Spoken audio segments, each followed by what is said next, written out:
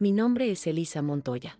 Tengo 68 años y hace 3 meses enterré a mi esposo, Javier.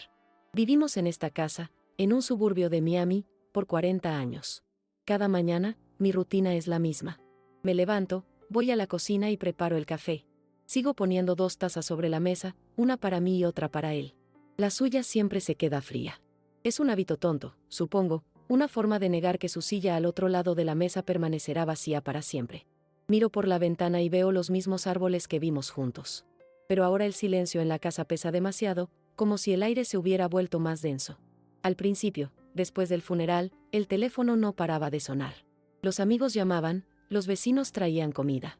Mis hijos, que viven lejos, se quedaron una semana.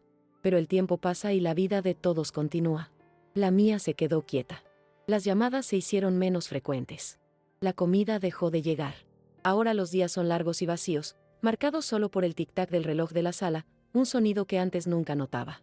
La soledad no es solo una sensación, es una presencia física. Me sigue de cuarto en cuarto, se sienta conmigo en el sofá y me recuerda que todo lo que construí con Javier ahora lo enfrento sola, sin su voz para guiarme. La gente me dice que sea fuerte, que el tiempo lo cura todo. Pero no entienden. No es solo la ausencia de Javier lo que me duele, es la pérdida de mi propósito. Durante 40 años fui su esposa, la que mantenía el hogar, la que organizaba nuestras vidas. Mi identidad estaba entrelazada con la suya. Ahora que él no está, no sé quién soy. Me miro al espejo y veo a una mujer mayor, con arrugas que cuentan una historia que parece haber terminado de repente. Me siento como un fracaso, como si no hubiera construido nada propio, solo fui el soporte de la vida de alguien más. Y ahora ese soporte ya no es necesario. El mundo que conocía se ha vuelto extraño y complicado. Javier siempre se encargó de las finanzas, de los impuestos, de los seguros. Tú no te preocupes por eso, Elisa, me decía. Yo me encargo de todo. Y yo confiaba en él. Ahora, sobre su escritorio hay una pila de papeles que no entiendo. Facturas, estados de cuenta, pólizas con términos que no significan nada para mí. Siento una punzada de miedo cada vez que abro el buzón. Temo encontrar otra carta que no sepa cómo manejar. La sensación de ser una extraña en mi propia vida es constante. Me siento incompetente, una niña asustada en el cuerpo de una mujer de 68 años. La presión de mis hijos no ayuda. Llaman cada domingo, y sus voces están llenas de una preocupación que se siente como una orden. ¿Ya pensaste en vender la casa, mamá? Es demasiado grande para ti sola, dice Carlos, el mayor. ¿Podrías mudarte a un apartamento más pequeño? Más cerca de nosotros. No entienden que esta casa no son solo paredes. Es el último lugar donde todavía puedo sentir a Javier. Venderla sería como enterrarlo por segunda vez.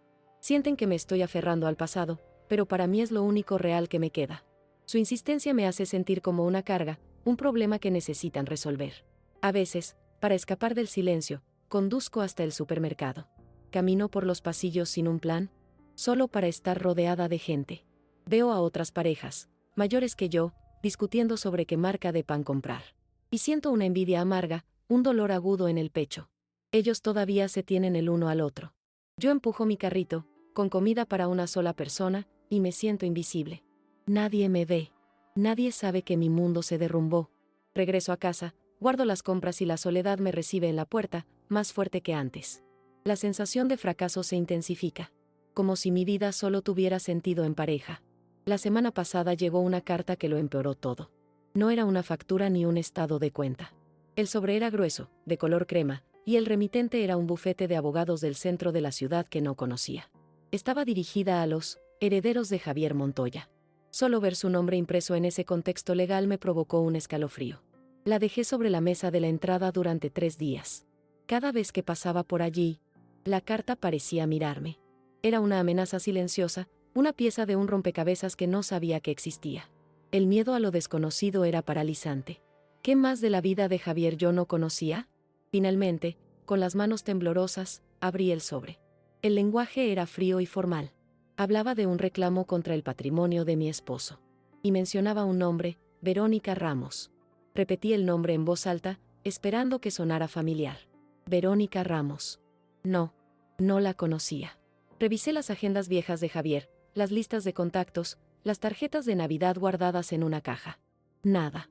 El nombre no estaba en ninguna parte de nuestra vida compartida. Era una extraña, pero una extraña que, de alguna manera, sentía que tenía derecho a una parte de lo que Javier había dejado atrás. La confusión era total. Me senté en el estudio de Javier, en su silla de cuero gastado, sosteniendo la carta. Miré a mi alrededor. A los libros que leyó, a las fotos de nuestros hijos en la pared, a los trofeos de golf que tanto le enorgullecían. Todo en esta habitación hablaba de él, del hombre con el que compartí mi vida. Pero esta carta hablaba de un hombre que yo no conocía. ¿Quién era Verónica Ramos? ¿Una socia de negocios? ¿Una vieja amiga de la que nunca me habló? Mi mente se llenó de preguntas, cada una más oscura que la anterior. La base de confianza sobre la que construí mi vida empezó a resquebrajarse. La falta de recursos se hizo evidente de inmediato. Necesitaba un abogado, pero ¿cómo se encuentra uno? ¿Cuánto costaría? Javier y yo vivíamos cómodamente, pero no éramos ricos. Nuestra seguridad estaba en esta casa, en los ahorros que él manejaba. Ahora, esos ahorros eran un misterio para mí. Me sentía atrapada por mi propia ignorancia, por haber delegado todas las decisiones importantes. Mi dependencia de él, que una vez fue una fuente de comodidad, se había convertido en mi mayor debilidad. Estaba sola, sin dinero accesible y enfrentando una amenaza legal que no comprendía en lo más mínimo. Durante el día, intentaba mantener la normalidad. Regaba las plantas, limpiaba el polvo de los muebles, doblaba la ropa. Pero eran solo movimientos mecánicos para mantener a raya el pánico. Por la noche, la ansiedad me despertaba. Daba vueltas en la cama que se sentía inmensa y fría sin él. Los recuerdos felices que antes me consolaban ahora estaban manchados por la duda. ¿Cuándo me mintió? ¿En qué viajes de negocios estuvo realmente? Cada memoria compartida se convirtió en un posible escenario de engaño. La desmotivación era un peso físico que me impedía levantarme de la cama por las mañanas. Mis hijos no podían ayudarme. Cuando finalmente llamé a Carlos para contarle sobre la carta, su reacción fue práctica y distante. Mamá, no te preocupes. Seguramente es un error o alguien tratando de aprovecharse. Busca un abogado y que él se encargue. No escuchó el miedo en mi voz. No entendió que no se trataba solo de dinero, sino de la memoria de su padre. Para él, era un problema administrativo. Para mí, era la posible destrucción de todo mi pasado. Colgué el teléfono sintiéndome más sola que nunca. Ni siquiera mis propios hijos podían comprender la magnitud de mi angustia. El clima emocional en la casa cambió por completo. Lo que antes era un santuario de paz y recuerdos, ahora se sentía como una escena del crimen. Cada rincón guardaba un posible secreto. Miraba los álbumes de fotos y buscaba en los ojos de Javier una señal, una pista de su doble vida. Pero solo veía al hombre que amaba, sonriendo a la cámara. ¿Era yo tan ciega? ¿O era él un actor tan bueno? La confusión era un laberinto sin salida. Empecé a dudar de mi propio juicio, de mi capacidad para haber visto la verdad. Me sentía tonta, ingenua, una mujer fácilmente engañada durante décadas. Los días se convirtieron en una espera tortuosa. Esperaba otra carta, una llamada, algo que aclarara el misterio. Pero no llegó nada. El silencio de los abogados era peor que una acusación directa. Me dejó suspendida en un limbo de incertidumbre y miedo. Dejé de contestar el teléfono si no reconocía el número. Me sobresaltaba cada vez que sonaba el timbre.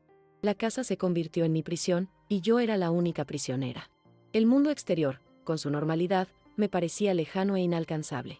Estaba completamente aislada en mi propio dolor y confusión. La sensación de fracaso personal era abrumadora. Había dedicado mi vida a ser una buena esposa, una buena madre. Creía que habíamos construido un matrimonio sólido, basado en el amor y el respeto. Ahora, todo eso parecía una mentira. Si Javier tenía secretos tan grandes, ¿qué decía eso de mí? ¿Qué clase de compañera fui si no pude ver lo que sucedía? La sociedad te dice que la esposa siempre sabe. Pero yo no sabía nada. Y esa ignorancia me llenaba de una vergüenza profunda y silenciosa, una que no podía compartir con nadie porque era admitir mi propio fracaso. La presión social, aunque sutil, también estaba presente. Cuando me encontraba con algún vecino en el jardín, me preguntaban cómo estaba sobrellevando la pérdida. Yo sonreía y decía que estaba bien, un día a la vez. Pero sentía que sus ojos me juzgaban. La viuda.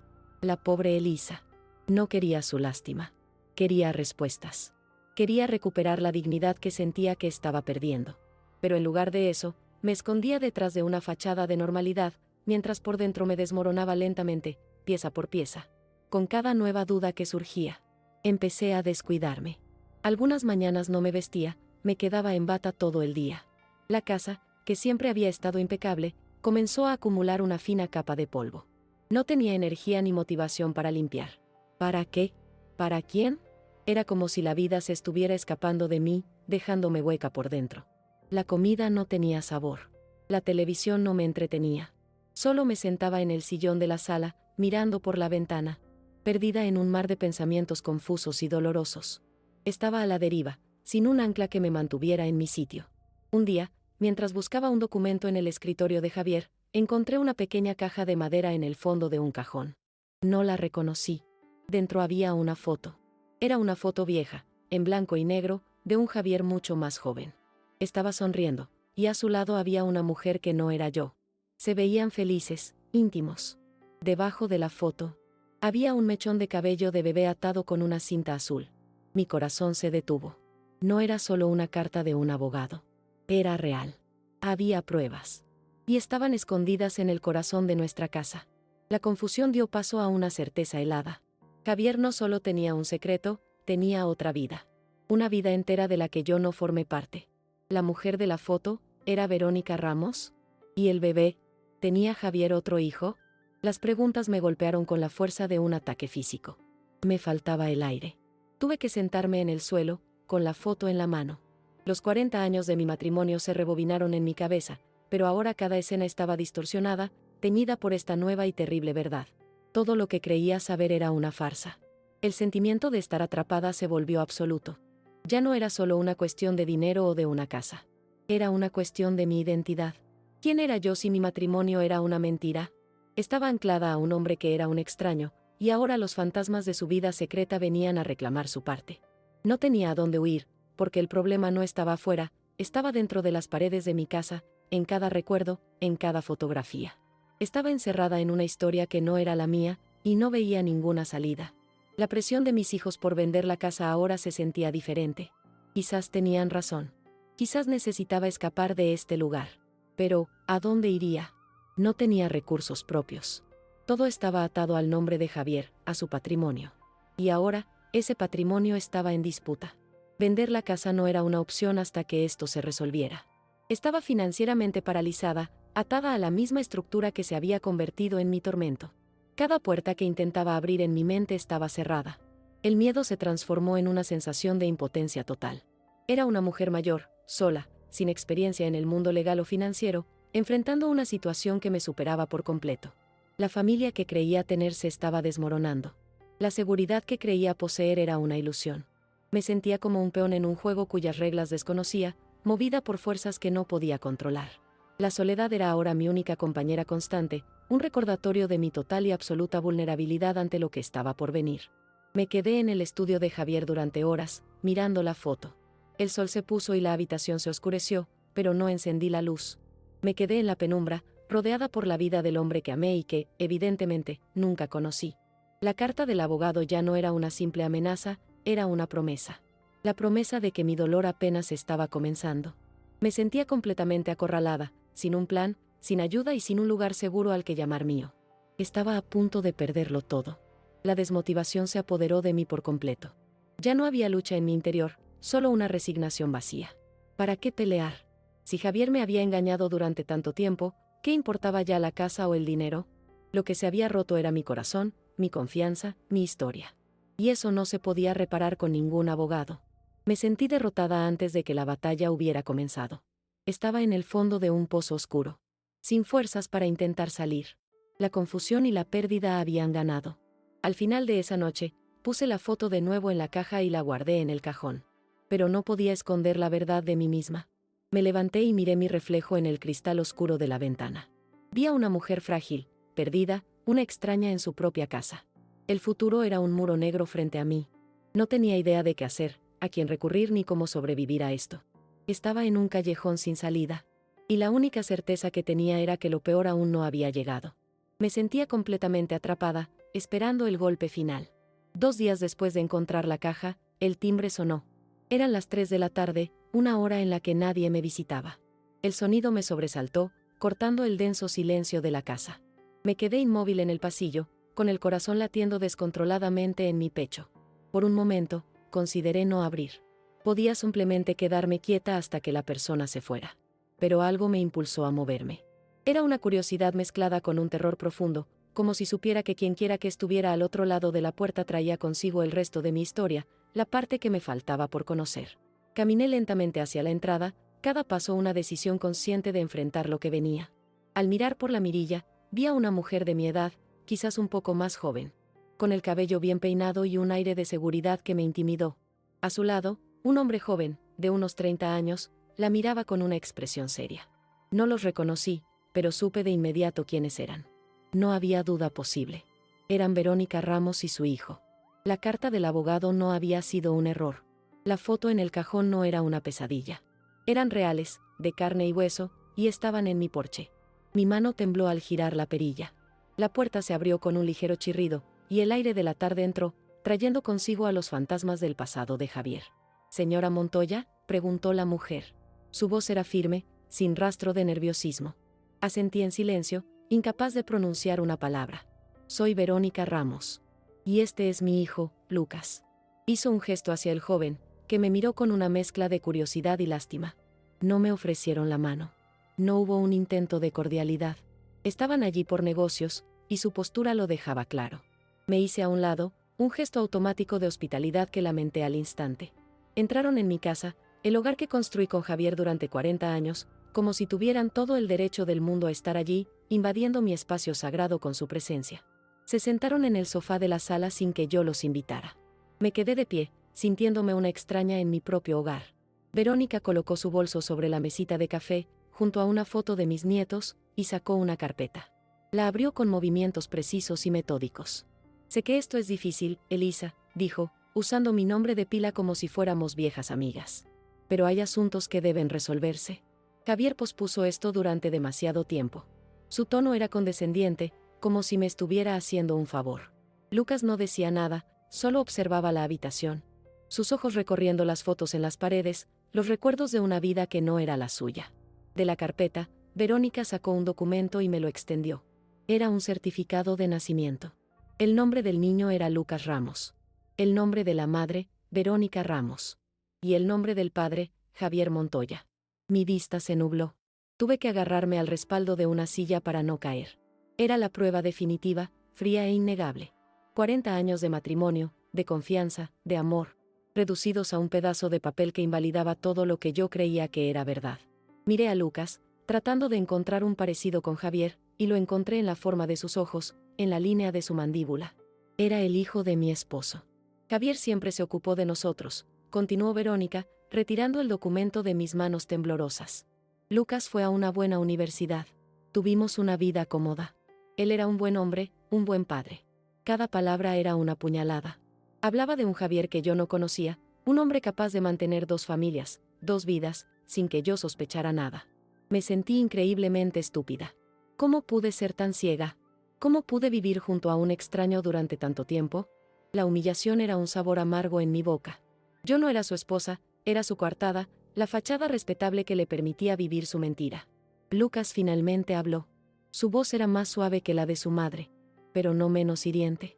Mi padre quería arreglar esto antes de morir, dijo, sin mirarme a los ojos. Quería asegurarse de que mi madre y yo estuviéramos bien. Es lo justo. Soy su hijo tanto como los otros. La palabra, justo, resonó en la habitación silenciosa. ¿Qué era justo en todo esto? ¿Era justo que mi mundo se derrumbara para que el de ellos pudiera seguir intacto? Me sentía atrapada en una pesadilla, escuchando a estas 2 personas hablar de mi esposo como si tuvieran más derechos sobre él que yo. La sensación de irrealidad era abrumadora. Fue entonces cuando Verónica pronunció la frase que lo rompió todo. Me miró directamente a los ojos, con una expresión que no era de maldad, sino de una superioridad tranquila, casi piadosa. Javier y yo estuvimos juntos por 30 años. Él me amaba, dijo, haciendo una pausa para que las palabras calaran hondo. Tú fuiste la esposa, la fachada, la que mantenía la casa bonita y criaba a sus hijos legítimos. Pero el amor de verdad, me lo dio a mí. Hizo una pausa y luego añadió el golpe final, con una voz apenas audible pero devastadora. Tú solo fuiste la primera. El silencio que siguió fue absoluto, roto solo por el tic-tac del reloj de la sala. Esa frase me vació por completo. Tú solo fuiste la primera. No era una esposa, era un borrador. Una primera versión que él luego mejoró. Todo mi valor, toda mi vida de dedicación, borrados en 5 palabras. No sentí rabia, ni siquiera tristeza. Solo un vacío inmenso. Era como si me hubieran arrancado el alma del cuerpo. Los miré, a ella con su seguridad y a él con su reclamo de justicia, y me di cuenta de que no estaban allí para negociar. Estaban allí para tomar lo que creían que era suyo, para borrarme de la ecuación. Y en ese momento, me sentí completamente impotente para detenerlos. Se levantaron para irse. Verónica dejó una tarjeta de su abogado sobre la mesa. Él se pondrá en contacto con el tuyo, dijo, como si fuera obvio que yo tuviera un abogado esperando mi llamada. Esperamos resolver esto de manera civilizada. Por la memoria de Javier. La mención de su memoria fue la última ironía. Se dirigieron a la puerta, y yo no me moví. Los vi salir de mi casa. Cerrar la puerta detrás de ellos y desaparecer, dejando tras de sí la destrucción total de mi pasado y la incertidumbre absoluta de mi futuro. Me quedé de pie en medio de la sala, en las ruinas de mi vida, durante no sé cuánto tiempo. Cuando finalmente pude moverme, caminé por la casa como un fantasma. Cada objeto me recordaba la mentira. La foto de nuestra boda en la repisa de la chimenea era una farsa. La silla donde él se sentaba a leer el periódico era el trono de un mentiroso. Los 40 años de recuerdos que atesoraba ahora estaban contaminados, manchados por la existencia de esa otra vida. Me sentí una intrusa en mi propio santuario. La casa ya no era mi hogar, era la escena de un crimen emocional que había durado décadas, y yo era la única víctima que no lo sabía. La soledad se transformó en un aislamiento profundo y doloroso. Durante los días siguientes, caí en una apatía total. No contestaba el teléfono. No abría el correo. Apenas comía. Me sentaba en el sillón de la sala, mirando la tarjeta del abogado sobre la mesa. Era un recordatorio constante de mi humillación. Me sentía derrotada. ¿Qué podía hacer yo? Era una mujer de 68 años, sin experiencia en asuntos legales o financieros, enfrentándome a una verdad que me superaba. La idea de pelear, de contratar a un abogado, de entrar en una batalla legal por los restos de la vida de un hombre que me había engañado, me parecía agotadora e inútil. Quería simplemente desaparecer, que todo se acabara. Mis hijos llamaron, pero no les conté lo que había pasado. ¿Qué les iba a decir? ¿Que su padre, el hombre que idealizaban, era un fraude? ¿Que tenían un medio hermano del que nunca supieron? No podía destruir su memoria de él. Era una carga que sentía que debía llevar sola. Así que les mentí. Les dije que estaba bien, solo cansada. Su preocupación a distancia se sentía hueca, incapaz de tocar la profundidad de mi desesperación. Estaba completamente sola en esto, atrapada entre la protección de mis hijos y la defensa de mi propia dignidad, una dignidad que sentía que ya no poseía. Una noche, incapaz de dormir, bajé al estudio de Javier. La habitación estaba tal como él la había dejado. Me senté en su silla de cuero. El olor de sus libros y su loción de afeitar todavía impregnando el aire. Por primera vez, sentí rabia. Una rabia fría y silenciosa. Rabia contra él, por su engaño. Rabia contra Verónica, por su arrogancia. Y rabia contra mí misma, por mi ceguera. ¿Cómo pude no ver nada? ¿Ninguna señal? ¿Ninguna sospecha en 40 años? La vergüenza de mi propia ingenuidad era casi tan pesada como el dolor de su traición. Me sentí como una tonta. Una mujer que había vivido una fantasía. La frase de Verónica volvía a mi mente una y otra vez. Tú solo fuiste la primera. Se había convertido en la banda sonora de mi miseria. Pero en medio de la rabia y el dolor, algo cambió esa noche. Mientras estaba sentada en la oscuridad, rodeada por la vida de Javier, una nueva sensación comenzó a crecer dentro de mí. No era esperanza, ni siquiera fuerza. Era una especie de claridad helada. Si yo solo fui la primera, entonces la historia que él escribió no era mi historia. Y si no era mi historia, yo no tenía por qué vivir en sus ruinas. Una pequeña chispa de desafío se encendió en el vacío de mi interior. Me levanté y encendí la lámpara del escritorio. Empecé a revisar los cajones de nuevo, pero esta vez no buscaba recuerdos ni pruebas de su traición. Buscaba poder. Buscaba cualquier cosa que pudiera usar, no para vengarme, sino para liberarme. Revisé archivadores llenos de viejas declaraciones de impuestos, pólizas de seguro caducadas, manuales de electrodomésticos. La mayor parte eran papeles sin importancia, el desorden acumulado de una vida. Estuve a punto de rendirme, de volver a hundirme en mi desesperación, cuando mi mano tropezó con una carpeta de cuero en el fondo del último cajón. Dentro de la carpeta había documentos relacionados con la casa. La hipoteca original, pagada hacía mucho tiempo. Los recibos de los impuestos a la propiedad de los últimos 20 años. Y, al final de la pila, un documento que no reconocí de inmediato. Estaba doblado en 3, el papel amarillento por el tiempo. Lo desdoblé con cuidado. Era la escritura de la casa. La leí una vez, y luego otra, porque no podía creer lo que mis ojos veían. Mis manos comenzaron a temblar, pero esta vez no era por miedo ni por debilidad. Era por una sacudida de adrenalina. Una oleada de incredulidad y poder. El documento era claro. La propiedad de la casa estaba registrada a un solo nombre. El mío. Elisa Montoya. Recordé vagamente el momento, hacía unos 25 años. Javier estaba iniciando un nuevo negocio y estaba preocupado por las deudas. Es solo una formalidad, Elisa, me había dicho mientras yo firmaba los papeles en la oficina de un abogado. Para proteger la casa, nuestro hogar. Para protegerte a ti y a los niños. Lo había hecho para proteger sus activos de posibles acreedores, una maniobra financiera inteligente de su parte. Pero en su astucia, había cometido un error fatal. Me había dado el poder absoluto. Él nunca lo había cambiado. Probablemente se olvidó, o nunca consideró que fuera necesario. En su mente, yo era suya, y por lo tanto, la casa también lo era. Nunca imaginó un escenario en el que yo usaría ese poder en su contra, o en contra de su legado. Él me veía como una extensión de sí mismo, la guardiana de su hogar, no como una entidad legal independiente con sus propios derechos.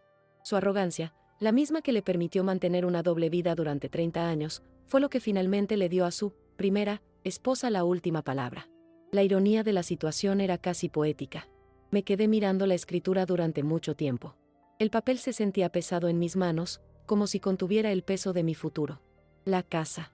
El epicentro de mi dolor, la razón de la disputa, el premio que Verónica y Lucas venían a reclamar, era mía. Entera y exclusivamente mía. No tenían ningún derecho legal sobre ella. El patrimonio de Javier podía ser dividido, sus ahorros podían ser reclamados, pero esta casa, estas paredes, este techo, no eran parte de su herencia. Eran mi propiedad. La sensación de impotencia que me había consumido comenzó a disiparse, reemplazada por una calma decidida. Ya no me sentía como una víctima. La humillación no había desaparecido, pero ahora tenía un contrapeso. La claridad que había sentido antes se solidificó en un plan. No iba a pelear con ellos en sus términos. No iba a discutir sobre quién amaba más a Javier o quién merecía qué. Iba a terminar esto de una manera que ellos nunca esperarían. Mi respuesta no vendría con gritos ni con lágrimas. Vendría en silencio, con la fuerza de la ley de mi lado. Por primera vez en meses, sentí que podía respirar de nuevo. El aire en el estudio ya no se sentía opresivo. Guardé la escritura de nuevo en la carpeta y la coloqué en mi bolso. Apagué la luz del estudio y cerré la puerta, dejando atrás la vida de Javier Montoya. Subí las escaleras, pero no fui a la cama. Fui a mi armario y elegí la ropa que me pondría al día siguiente. Un traje sastre que no había usado en años. Quería verme profesional, seria.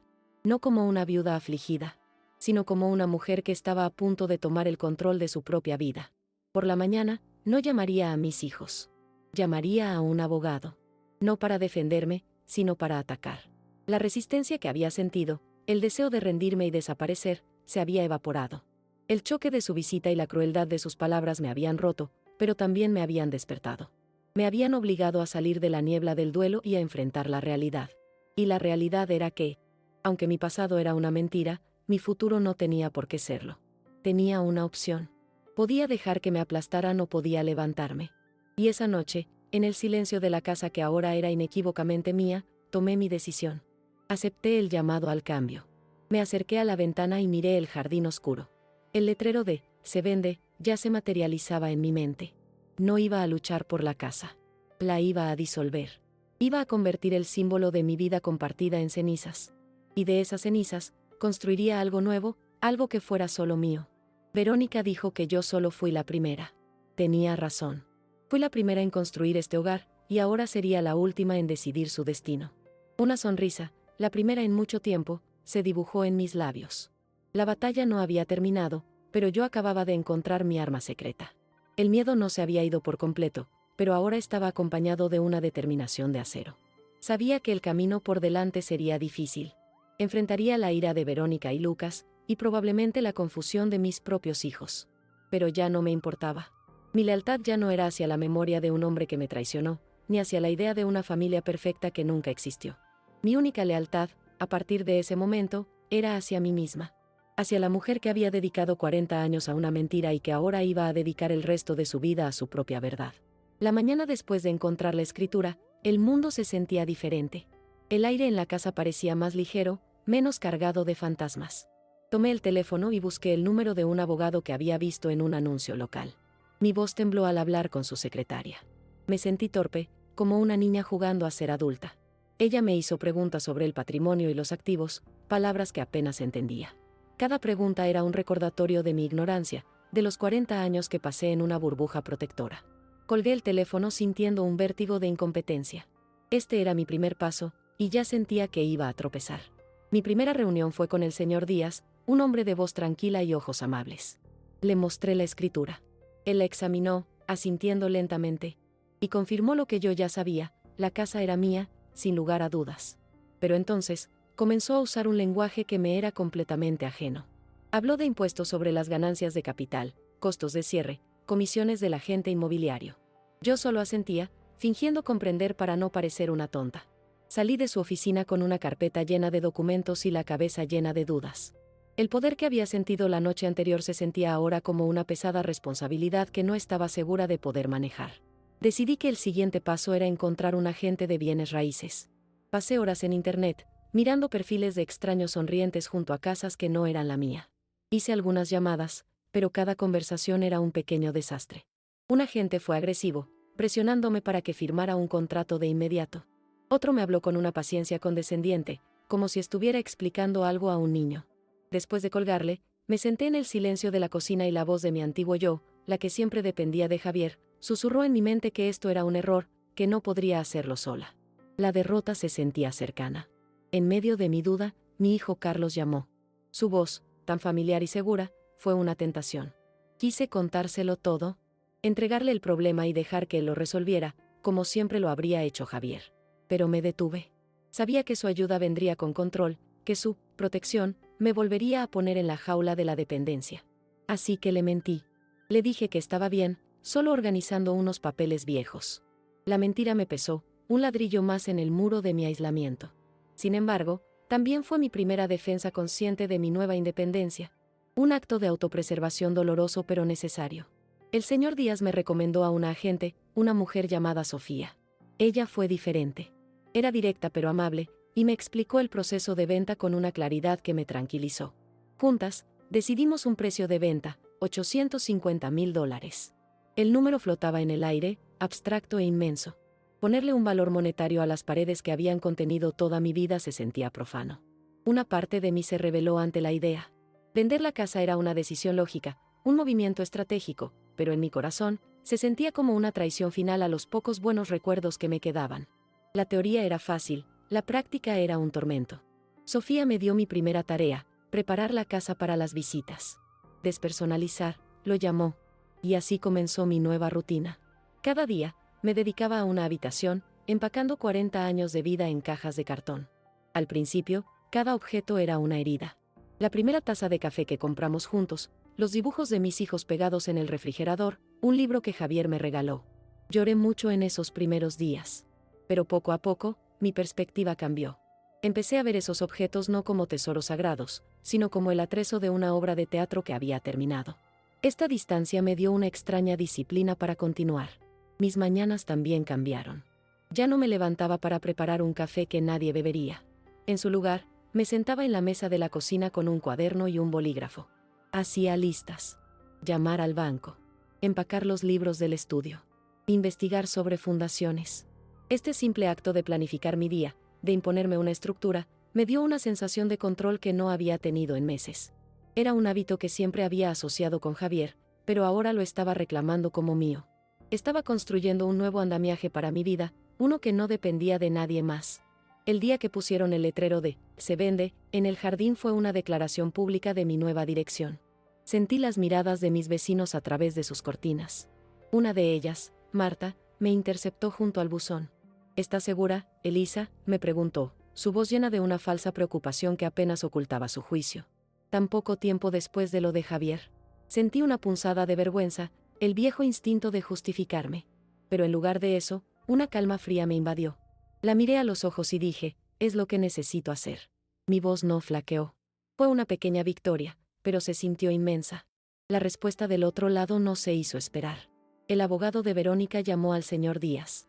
El mensaje era una amenaza velada, sabían que la casa estaba en venta y no se quedarían de brazos cruzados. Alegarían promesas verbales de Javier, angustia emocional, cualquier cosa para detener el proceso. El señor Díaz me aseguró que su caso era débil, que la escritura era irrefutable. Pero la amenaza reavivó mis miedos. Esa noche, el insomnio regresó. Di vueltas en la cama, imaginando juicios interminables, batallas legales que agotarían mis ahorros y mi espíritu. La duda volvió a instalarse en mi corazón. Pero la mujer que se despertó a la mañana siguiente no era la misma que se había acostado. El miedo seguía ahí, pero ahora estaba acompañado de una rabia helada. No iba a dejar que me intimidaran. No iba a permitir que la sombra de Javier y sus mentiras dictaran mi futuro. Tomé el teléfono y llamé al señor Díaz antes de que abriera su oficina. Continúe con la venta, le dije, mi voz firme. Si quieren demandar, que demanden. No vamos a detenernos. En ese momento, sentí un cambio fundamental dentro de mí. Ya no estaba simplemente reaccionando a los golpes. Ahora, yo estaba decidiendo el curso de la pelea. La primera jornada de puertas abiertas fue una tortura. Me escondí en el jardín trasero mientras extraños recorrían mi casa, abriendo mis armarios, tocando mis cosas, juzgando mi vida en silencio. Escuché a una pareja susurrar en el pasillo, está un poco anticuada. Necesitaría una reforma completa. Sus palabras me golpearon como si fueran un veredicto sobre mi existencia. Durante 40 años, mi mayor orgullo había sido mi hogar. Ahora, a los ojos del mundo, era simplemente un espacio, anticuado, que necesitaba ser demolido. El miedo al fracaso, a que todo mi esfuerzo no valiera nada, me dejó sin aliento.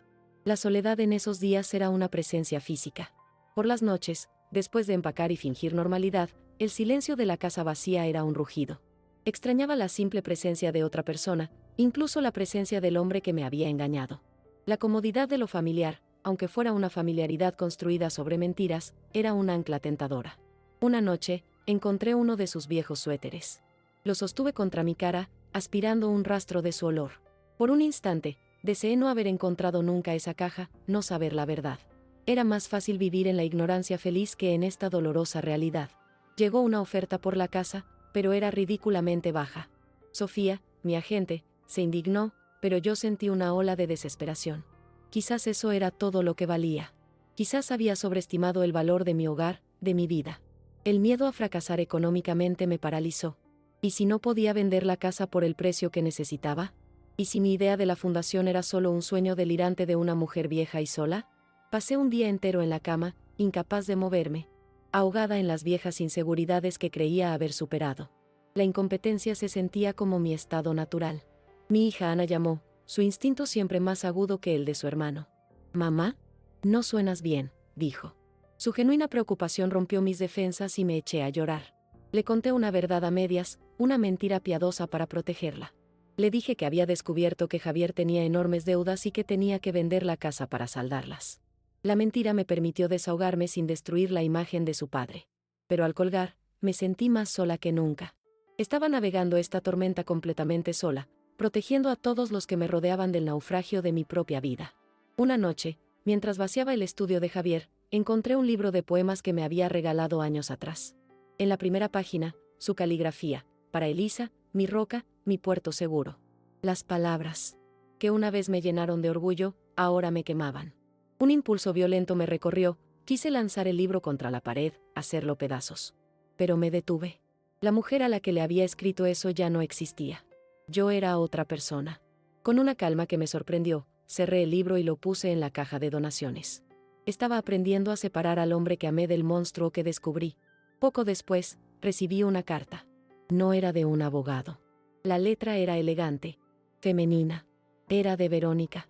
No contenía amenazas, sino algo mucho más insidioso, recuerdos. Pequeños detalles íntimos sobre Javier, anécdotas que solo alguien que lo amó podría conocer. Era un asalto psicológico, un intento de reclamar su memoria y hacerme sentir como la usurpadora. Terminaba con una súplica manipuladora: no borres su legado, Elisa. El hogar de su padre es el derecho de Lucas. La carta estaba diseñada para hacerme sentir culpable, para que mi acto de liberación pareciera un acto de crueldad. La guerra legal se intensificó. El abogado de Verónica presentó una moción para detener la venta, forzando una audiencia en el tribunal. Nunca en mi vida había pisado un juzgado. El edificio de mármol se sentía frío e intimidante. Ver a Verónica y Lucas sentados al otro lado de la sala, sus rostros una mezcla de ira y suficiencia, me revolvió el estómago. La humillación ya no era privada, se había convertido en un espectáculo público. Este era un nuevo tipo de batalla, una que se libraba a la vista de todos, y me sentía terriblemente expuesta y vulnerable. La noticia de la audiencia llegó a oídos de mi hijo Carlos. Se enteró a través de los registros públicos y su reacción fue explosiva. Voló a Miami, no para apoyarme, sino para confrontarme. ¿Por qué no me dijiste nada? Estás manejando esto sola y de forma imprudente, me gritó en mi propia cocina. Por primera vez en mi vida, no me acobardé ante su ira. Me mantuve firme. Esta es mi decisión, Carlos. Mi vida, le dije, mi voz temblando pero inquebrantable. Fue la pelea más dura que he tenido con mi hijo, una ruptura dolorosa pero necesaria para reclamar mi propia autoridad. En medio del caos, recibimos una oferta excelente por la casa, muy cerca del precio que pedíamos. Pero había una condición: los compradores necesitaban cerrar el trato en menos de un mes. La presión se volvió insoportable. La audiencia judicial estaba programada para 2 semanas después. Si el juez fallaba en mi contra, aunque fuera temporalmente, perdería a los compradores y la oportunidad de empezar de nuevo. Todo mi futuro pendía de la decisión de un extraño en una túnica negra. El estrés era un nudo constante en mi estómago, un recordatorio de lo frágil que era mi plan. El día de la audiencia llegó. Me senté en el duro banco de madera, escuchando al abogado de Verónica describirme como una viuda vengativa y desequilibrada por el dolor. Cada palabra era una mentira que me despojaba de mi dignidad. Cuando fue el turno del señor Díaz, no se enfrascó en una batalla emocional. Simplemente presentó los hechos. La ley. Y la escritura. Habló con calma, con la confianza que da la verdad. El juez escuchó, su rostro inescrutable. Esperar su veredicto fue el momento más largo y silencioso de toda mi vida. La decisión del juez fue rápida y final. Moción denegada, dijo. La ley era clara e indiscutible. La casa era mía. Punto. Al salir del juzgado, crucé la mirada con Verónica. Su máscara de arrogancia se había hecho añicos, revelando un rostro de pura incredulidad y rabia. En ese momento, no sentí miedo ni triunfo. Solo sentí una inmensa y tranquila sensación de cierre. La batalla pública había terminado. Y yo había ganado. El poder ya no estaba de su lado. Estaba en mis manos. Con el obstáculo legal eliminado, la venta se concretó a una velocidad vertiginosa. Pasé mis últimos días en esa casa no con tristeza, sino con una eficiencia casi robótica. Empaqué las últimas cajas, limpié los suelos de las habitaciones ahora vacías y silenciosas. Ya no se sentía como mi hogar. Era simplemente una propiedad, un activo. Los recuerdos que habitaban esas paredes ya no eran fantasmas que me atormentaban, eran historias que le habían ocurrido a otra mujer, una versión de mí que ya no reconocía. El desapego era una armadura que me protegía del dolor. Mientras tanto, me sumergí en un nuevo mundo. Tuve reuniones con asesores financieros y abogados especializados en organizaciones sin fines de lucro. Aprendí sobre estatutos, juntas directivas y declaraciones de misión. Hice preguntas, tomé notas detalladas, leí cada documento con atención. La mujer que antes se sentía intimidada por un simple extracto bancario estaba ahora en proceso de crear una entidad legal completa. Estaba construyendo algo desde cero, algo que nacía no de una vida compartida, sino de mi propia y solitaria supervivencia. Era la Fundación Guerrero. El día del cierre, me senté en una fría sala de conferencias, firmando una montaña de papeles. El último documento fue la transferencia de título. Firmé mi nombre, Elisa Montoya. No, señora de Montoya. Solo mi nombre. Entregué las llaves a una joven pareja con niños pequeños, sus rostros iluminados por la emoción de un nuevo comienzo. No sentí nostalgia, ni una pizca de arrepentimiento. Solo sentí una profunda ligereza, como si me hubieran quitado un peso de encima. Salí de esa oficina y caminé bajo el brillante sol de Miami, sintiéndome libre. Esa noche, me senté en el balcón de un pequeño apartamento de alquiler con vistas a la ciudad. Las luces de Miami se extendían ante mí como una promesa. El murmullo constante del tráfico era un sonido bienvenido, un antídoto contra el silencio opresivo de la casa que había dejado atrás. No tenía cada paso de mi futuro planeado, pero por primera vez, la incertidumbre no me asustaba. Se sentía como una posibilidad infinita. Me miré las manos, las mismas que durante décadas habían servido una mentira. Ahora eran las manos de una fundadora. Ya no era la primera. Era la única que quedaba, y era suficiente. La mujer que le abrió la puerta a Verónica Ramos había desaparecido para siempre. El dinero apareció en mi cuenta bancaria un martes por la mañana. $850,000. Miré el número en la pantalla de mi computadora durante mucho tiempo. No sentí la euforia que uno podría esperar al ver una suma así. No representaba riqueza ni lujo para mí. Era simplemente una herramienta, un recurso frío y tangible. Era el precio de 40 años de mi vida, convertido en dígitos. Cerré la computadora portátil con calma. El dinero no era el final del juego, era el combustible para empezar uno nuevo. Era la prueba de que mi pasado ahora tenía un valor de liquidación, y yo era la única accionista. Mi primera acción como mujer con recursos fue alquilar un pequeño apartamento en el centro. El agente inmobiliario me mostró un lugar en el piso 15, con una pared de cristal que daba a la ciudad. El espacio era moderno, impersonal, todo lo contrario a la casa que había dejado. No había recuerdos en sus esquinas ni fantasmas en sus pasillos. Firmé el contrato de arrendamiento esa misma tarde. Mientras escribía mi nombre, Elisa Montoya, en la línea de puntos, sentí un clic definitivo. Estaba cortando el último lazo físico con la vida que conocí. La casa era de ellos, los nuevos dueños. Este nuevo espacio, vacío y anónimo, era solo mío. Los días siguientes los pasé en oficinas de abogados y asesores financieros. Hombres con trajes caros me hablaban de fideicomisos, inversiones de bajo riesgo y planificación fiscal. Al principio, me sentía como una impostora, una simple ama de casa perdida en un mundo de finanzas. Pero escuchaba atentamente, tomaba notas en un cuaderno y hacía preguntas cuando no entendía algo. La mujer que temía abrir el buzón ahora leía contratos de varias páginas antes de firmar. No buscaba que me cuidaran, buscaba que me informaran. Estaba aprendiendo el lenguaje del poder, un idioma que Javier nunca quiso que yo hablara. El paso más importante fue la creación de la Fundación Guerrero. Guerrero. Mi apellido de soltera. Un nombre que no había usado en casi 50 años. Verlo impreso en los documentos de incorporación fue como encontrar una parte perdida de mí misma. La fundación tendría un propósito simple: ofrecer ayuda legal y financiera a mujeres mayores que se encontraban en situaciones de vulnerabilidad, mujeres que, como yo, habían dedicado su vida a otros y se encontraron solas y sin recursos. No era caridad. Era un acto de justicia silenciosa. Estaba convirtiendo las cenizas de mi humillación en el cimiento de algo nuevo y fuerte. La primera vez que entré en la pequeña oficina que alquilé para la fundación, el lugar olía a pintura fresca y a posibilidades. No había nada más que un escritorio, una silla y un teléfono. Me senté en esa silla y miré por la ventana. No veía un imperio, sino un refugio. Un lugar donde la historia de una mujer no terminaría con una frase cruel en su propia sala. Sentí el peso de la responsabilidad, pero no me asustó. Por primera vez en mi vida, estaba construyendo algo que no era para mi esposo ni para mis hijos. Era para extrañas. Era para mí. Antes, mis mañanas comenzaban con el ritual vacío de preparar café para un fantasma. Mi día se medía en tareas domésticas, en mantener un santuario para una mentira. Vivía en el pasado, rodeada de objetos que me recordaban lo que había perdido. Ahora, mi día comenzaba antes del amanecer, con el sonido del tráfico de la ciudad. Revisaba correos electrónicos, leía propuestas, coordinaba reuniones. Mi mente, que se había sentido lenta y nublada por el duelo, ahora estaba aguda y enfocada. El propósito era un antídoto más fuerte que el tiempo. La Elisa que regaba las plantas esperando que pasaran las horas había sido reemplazada por una mujer que no tenía suficientes horas en el día. El contraste era evidente en las cosas más pequeñas. Antes, caminaba por el supermercado sintiéndome invisible, una anciana más empujando un carrito con comida para uno. Ahora, caminaba por los pasillos del juzgado para registrar los documentos de la fundación, y aunque seguía siendo anónima, no me sentía invisible. Me sentía como una fuerza, una presencia con una misión.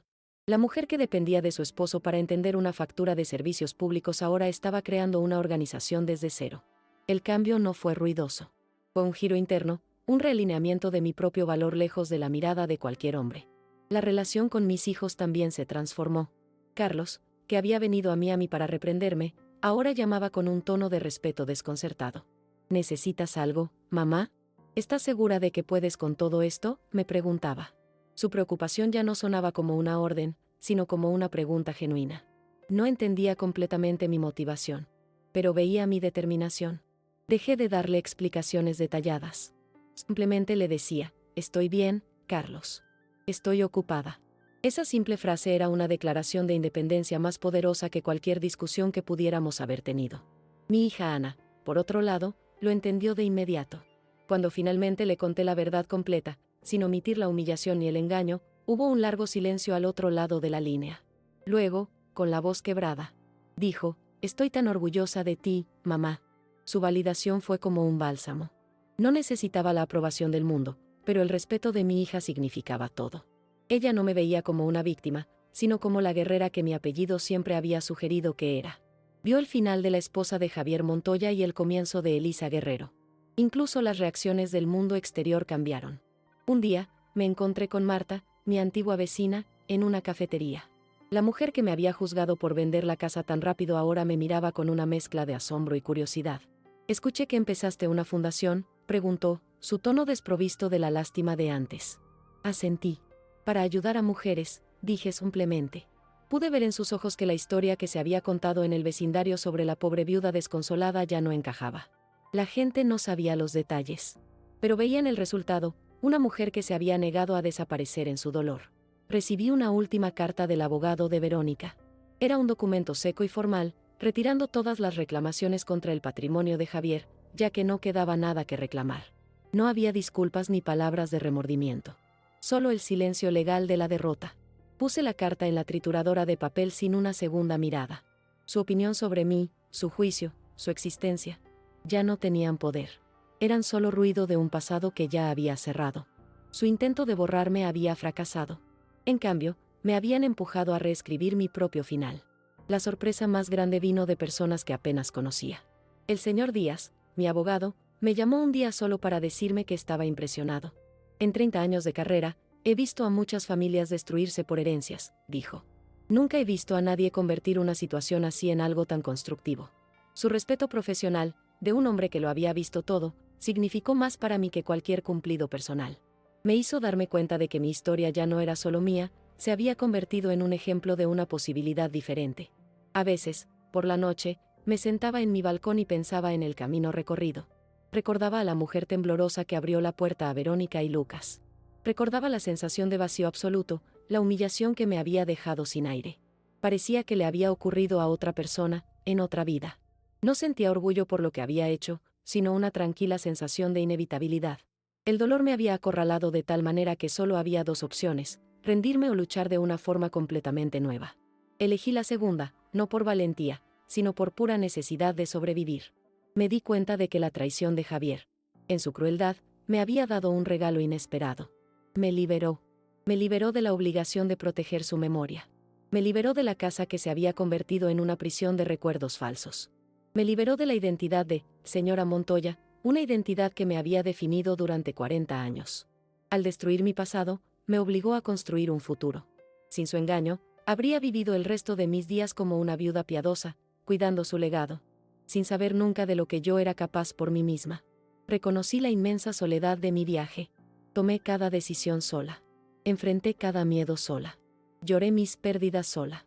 Pero en esa soledad, encontré una fuerza que no sabía que poseía. La dependencia, que había confundido con amor, se había evaporado.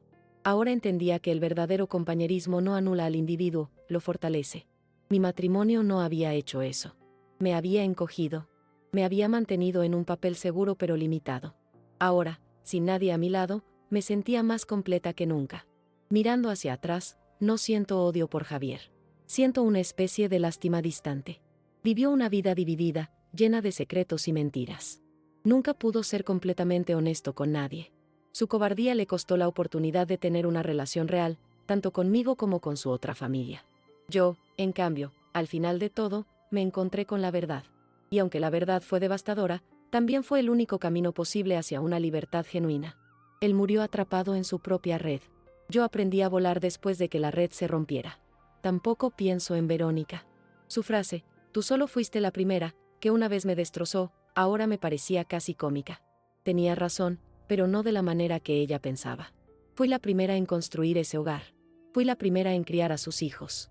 Y fui la primera en tener el poder de decidir su destino final. Ella se quedó con los recuerdos de un hombre compartido y un reclamo sobre un patrimonio que ya no existía. Yo me quedé con un propósito y un nuevo comienzo. Su victoria fue efímera. La mía era duradera. Mi vida ahora es simple, pero es mía. Me levanto temprano. Trabajo en la fundación. Almuerzo con Ana una vez a la semana. Leo libros que yo elijo. Aprendo a usar nuevas tecnologías que antes me intimidaban. He encontrado una comunidad de mujeres, tanto en la fundación como fuera de ella, cuyas historias de resiliencia me inspiran cada día. No estoy buscando un nuevo amor ni tratando de llenar el vacío que dejó Javier. Estoy ocupada llenando mi propia vida, con mis propias experiencias y mis propias decisiones. A veces, la gente me pregunta cómo lo hice. Cómo pasé de una pérdida tan profunda a una acción tan decisiva. No tengo una respuesta fácil. No hay una fórmula mágica. Pero sé esto, en el momento más oscuro, cuando sientes que te lo han quitado todo, todavía te queda una cosa. Te queda la capacidad de elegir tu próxima acción.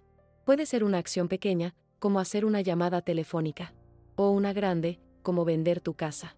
Pero esa elección es tuya. Y cada elección, por pequeña que sea, es un paso para salir de las ruinas. El verdadero poder no está en lo que tienes, sino en lo que haces con lo que te queda. Javier tenía dinero.